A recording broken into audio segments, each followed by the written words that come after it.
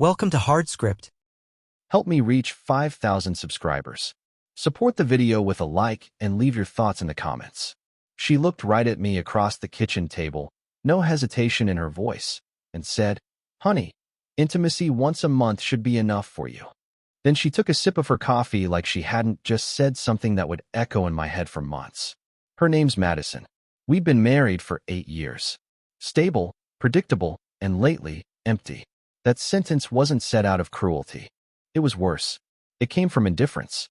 I remember staring at her, trying to decide whether to laugh, argue, or walk out. But instead, I just nodded. Because when someone shows you exactly how little they value your connection, arguing only confirms their power. She changed the subject immediately, like nothing happened. Started talking about her weekend plans, her yoga class, her friend Rebecca. I sat there, letting her words wash over me like static. That night, I didn't try. For the first time in years, I didn't reach for her, didn't try to make things feel normal. I rolled over, and the silence between us felt like a living thing. By the next morning, she noticed. "You're quiet," she said. I replied, just respecting the schedule. She frowned but didn't answer. The truth was, I'd already made a decision. I wasn't going to beg anymore. I wasn't going to remind her what closeness was supposed to feel like. I was going to stop asking. And she was going to learn what silence really sounded like. The next few weeks, I went through the motions, work, gym, dinner, but something inside me was shifting. I started taking care of myself again. I'd wake up early, grab a coffee from Starbucks, hit the weights, and come home to find her scrolling through her phone, disconnected from everything but herself. The less I chased, the more she tried to provoke a reaction. Snide comments about how distant I was, half-hearted jokes about me having an affair. I didn't deny or confirm anything. I just smiled and said, "Guess once a month isn't cutting it for me anymore." That was the first crack in her confidence. She didn't like this version of me, the one who didn't need her validation to breathe. And that's when I realized something important. She had mistaken my affection for weakness. But what she didn't understand yet was that when a man like me stops asking, he's not punishing you. He's preparing to disappear. And by the time she realized that, it would already be too late. It started with small things. I stopped texting her during the day. I stopped asking if she needed anything from Target or if she wanted to watch something together after work. I wasn't cold. I was just gone in small, quiet ways. At first, she didn't notice. Madison was the kind of woman who thrived on attention, even the kind she claimed to hate. She was used to being desired, used to me trying. When that stopped, she mistook it for a phase. But silence has a way of becoming its own presence. By the second week, she was uneasy. I'd catch her looking at me across the living room, waiting for me to say something, to bridge the distance she'd built. I didn't. I'd sit there, scrolling through my phone, sipping my coffee, content in the quiet she once demanded. One night, she asked, "Is everything okay with us?" I didn't look up from my laptop. "Sure," I said, "just giving you your space." That line hit her harder than any argument could have. Because for the first time, she realized she had exactly what she said she wanted, space, and it didn't feel good anymore. Around that time, I started spending more time out. Long runs before sunrise, late dinners after work. Nothing suspicious. Just me rediscovering what peace felt like. I'd sit at Waffle House, eat in silence, and watch the kind of people who didn't have to explain themselves to anyone. It was freedom. When I came home late one Friday, she was waiting by the door. "You didn't tell me where you were," she said. I smiled faintly. Didn't think I needed permission. Her expression shifted. The confidence she once carried like perfume started to fade. She wasn't used to being the one unsure. Over the next few days, she began trying, half-heartedly at first. Cooking dinner, asking about my day, wearing the perfume she knew I liked. But it all felt performative. Too late. Then one night, she climbed into bed beside me and reached for my hand. It was the first time she'd initiated anything in months. I didn't pull away, but I didn't respond either. She whispered, "You don't even want me anymore, do you?" I said, "You told me once a month should be enough." I listened. She went silent. In that moment, she realized something she never expected, that emotional distance is louder than any argument. And I think, for the first time, she finally felt what it's like to be unwanted. After that night, something inside her changed. It wasn't immediate, but I could feel the shift. She moved differently, quieter, slower, like someone trying to navigate a room they no longer recognized. For years, she'd controlled the rhythm of our marriage, dictating when we connected and when I should keep my distance. Now that rhythm was gone, replaced by silence that answered every question she didn't dare ask. A few mornings later, I found her sitting at the kitchen table in her robe, staring into a half-empty mug of coffee. "You don't talk to me anymore," she said softly. I poured my own coffee, black, and replied, "I used to. You stopped listening." She didn't argue, just looked down at the table, like she was searching for the version of herself who'd once had all the power. That weekend, she tried again. She put on one of those dresses she used to wear back when things were good, back when affection came naturally. She asked if I wanted to go out for dinner. I told her I already had plans. That was true. I was meeting an old friend from work at Olive Garden, someone who actually wanted to talk about life, not control it. When I came home later, she was still awake, pretending to watch TV. I could feel the storm building behind her calm expression. "You didn't even tell me you were going out," she said. "You didn't ask," I replied, walking past her. That small moment, me not explaining myself, shook her more than any argument ever could. By the next week, she was the one trying to initiate everything. She'd reach for my hand on the couch, try to kiss me before bed, ask if I wanted to go for walks together. But each gesture felt hollow, like she was trying to win a game she didn't know how to play anymore. The truth is, I didn't want revenge. I wanted peace. And peace doesn't come from making someone else feel what you felt. It comes from realizing you don't need their validation anymore. One night, she whispered, "I miss you." I turned to her and said, "You miss the version of me who begged for your attention. That version's gone." She didn't cry right away. She just stared at me, eyes wide, understanding what I meant. Because that's when she finally saw it. How indifference feels when it's reflected back at you. And this time, she couldn't laugh it off. The morning after she said she missed me, I woke up to find her making breakfast. It was a small thing, eggs, toast, and coffee, but it was something she hadn't done in months. She set the plate in front of me and said, "I thought we could start fresh." Her voice was soft, careful, like she was afraid any sudden movement might break whatever fragile ground we were standing on. I thanked her, sat down, and ate in silence. I could feel her watching me, waiting for a reaction. But I wasn't giving her what she wanted anymore. Not anger, not affection, just calm detachment. She asked if we could talk that evening. Really talk. I said, "Sure," knowing full well she didn't want a conversation. She wanted confirmation that she still mattered. That night, we sat in the living room, the same place where she'd once laughed at me for wanting more than what she was willing to give. She started with a long sigh, her voice trembling slightly. "I know I haven't been the best partner," she said. "I pushed you away. I thought you'd always come back." I didn't respond right away. I just looked at her and said, "You thought I'd never stop trying." She nodded, eyes welling up, but this time I didn't feel sorry for her. Because the truth was, I had tried, more times than she'd ever realize. She started talking about the little things, how work had drained her, how she'd felt disconnected from herself. Excuses. Maybe they were true, maybe not. It didn't matter anymore. The damage was done. I told her, "You don't realize how much I wanted you. Not just physically, emotionally. You made it sound like a weakness." She swallowed hard, whispering, "I didn't mean it that way." I looked at her and said, "But you did, and I believed you." That silence afterward was suffocating. She started crying quietly, trying to hide it. The next few days, she hovered near me constantly. Cooking, cleaning, asking if I needed anything. But it wasn't care, it was panic. She was trying to rebuild something she'd ignored for too long. And as I watched her unravel, I realized something cruel but honest. She wasn't crying because she'd lost me.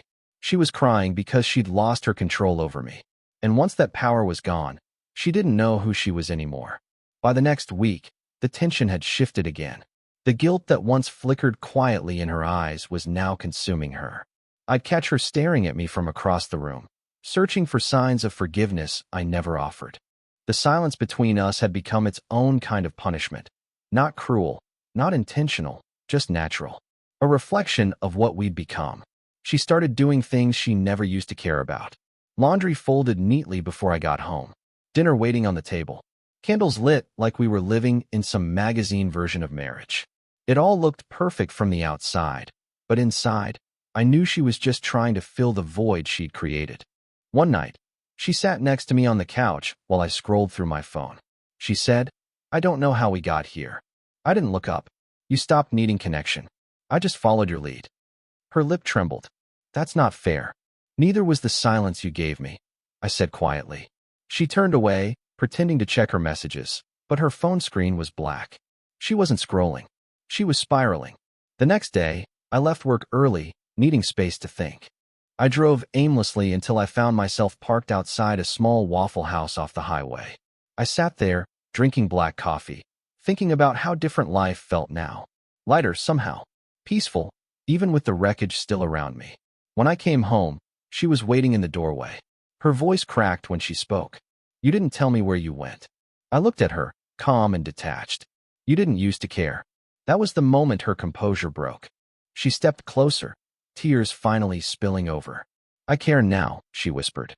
"I just didn't realize it until you stopped." Her words hung in the air, fragile and late. I didn't comfort her. I didn't reach out. I just said, "You taught me that once a month was enough. I guess I learned to live without the rest." She covered her face with her hands, sobbing quietly. The same woman who once rationed affection like it was currency was now bankrupt, emotionally and otherwise. I walked past her without another word, the sound of her crying following me down the hallway. For the first time, I wasn't angry. I wasn't hurt. I was free, because somewhere between wanting her attention and walking away from it, I'd found something stronger than desire: self-respect. The next few days felt like the calm after a storm. The house was quiet, but not in the same suffocating way it used to be. This silence had weight. It was awareness. She didn't try to fill it with meaningless noise anymore. She'd stopped pretending everything was fine. I think she finally understood that nothing about us could ever go back to what it was. I'd come home from work and find her sitting at the dining table, the TV on mute, her dinner untouched. She'd look up and say, "How was your day?" I'd answer politely, but that was it. No small talk, no warmth, just civility. And every time, I could see her flinch at how easy it had become for me to keep my distance. One evening, she broke that silence. "Do you ever miss the way things were?" she asked. I took a slow breath, looked at her, and said, "No. I miss who I was before things got this way." That stopped her cold. The next morning, I left early. I needed space to think, so I drove to the lake on the edge of town. The air was sharp, the kind of cold that makes you feel awake. I sat there for hours, just watching the water, wondering when exactly I'd stopped loving her. Not out of bitterness, just clarity. Love doesn't die in a moment.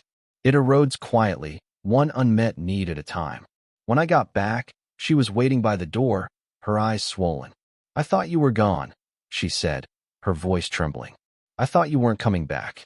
I looked at her, calm as ever. "You didn't notice when I left you emotionally. Why would you notice this?" Her knees nearly gave out at that. She leaned against the wall, breathing unevenly. I didn't say another word. That night, she came into the bedroom and lay beside me, careful not to touch. She whispered, "I don't know how to fix this." I turned to face her. "You can't fix something you never thought was broken." She didn't reply. She just lay there, staring at the ceiling, crying silently. I closed my eyes and let the sound fade into the dark. That was the night I realized something I'd never admitted before. She wasn't my peace. She was the noise I finally learned to tune out. And once you learn that kind of quiet, you never go back. The following week, everything around us slowed down. She stopped talking about fixing things and started living like she was waiting for an ending. The mornings were quiet. No music, no small talk, not even the sound of her phone buzzing with notifications. She'd sit across from me at the table, pretending to eat, her eyes flickering toward me every few seconds as if expecting something, anything, that would remind her of the man she used to control. I gave her nothing. Every movement I made was deliberate, calm, distant. I wasn't angry anymore. I wasn't trying to prove a point. I had just detached. That's what scared her the most. When someone stops caring, you can feel it in the air, like static that won't go away. One night, I came home late after grabbing dinner at Olive Garden with a coworker. She was waiting in the kitchen, sitting in the dim light, her phone clutched in her hands. I could tell she'd been crying. You didn't answer my calls, she said quietly. I poured myself a glass of water before responding. Didn't realize I had to. She swallowed hard, then whispered, You used to. I used to do a lot of things, I said. Her shoulders slumped, the weight of that truth sinking in. She wasn't angry anymore, just lost. The kind of loss that comes when you finally understand the damage you've done but can't undo it. Later that night, she crawled into bed beside me. For the first time in months, she reached for me, not out of desire, but desperation. I could feel her trembling, waiting for me to respond. But I didn't. I lay there, still, letting her understand the kind of loneliness she'd once left me with. She whispered, I miss you. I said quietly, You miss being missed. She turned away then, silent tears soaking her pillow. I stayed awake, staring at the ceiling, realizing I felt nothing. No anger, no satisfaction, no sadness. Just clarity. Because when she said intimacy once a month should be enough, she wasn't talking about physical distance. She was talking about emotional starvation. And I'd lived off crumbs long enough. Now, she was the one starving. For attention, for connection, for the comfort she once dismissed. And I wasn't going to feed her anymore. The next morning, she tried to act normal again. She made breakfast, opened the blinds, put on soft music like it could fix the air between us. But I could see through it. Every move she made was careful, calculated, desperate. She was trying to recreate the version of herself that I used to love, but it was gone. And so was the part of me that would have fallen for it. She slid a plate across the table. I thought we could start having breakfast together again, she said quietly. I nodded, picked up my coffee, and replied, Sure. My tone was polite, not warm. That was worse for her than silence. As I left for work, she followed me to the door. Will you be home early tonight? She asked. I looked at her for a long moment before answering. Does it matter? She froze. That small hesitation, that flicker of fear behind her eyes, told me everything. She'd never believed I would actually move on, at least not without someone new to replace her. But this was different. I wasn't escaping into another person. I was escaping into peace. At work, I caught myself wondering when exactly she'd lost control. Maybe it wasn't one moment, but a slow unraveling. Every time she dismissed my needs, every night she rolled away, every joke she made about me, wanting too much. Eventually, even the strongest man stops asking. That night, I came home late again. The house was dark except for the light above the stove. She was sitting there at the kitchen counter, staring at a half-empty glass of wine. When she saw me, she smiled weakly. You didn't text, she said. I shrugged. Didn't seem like you were waiting.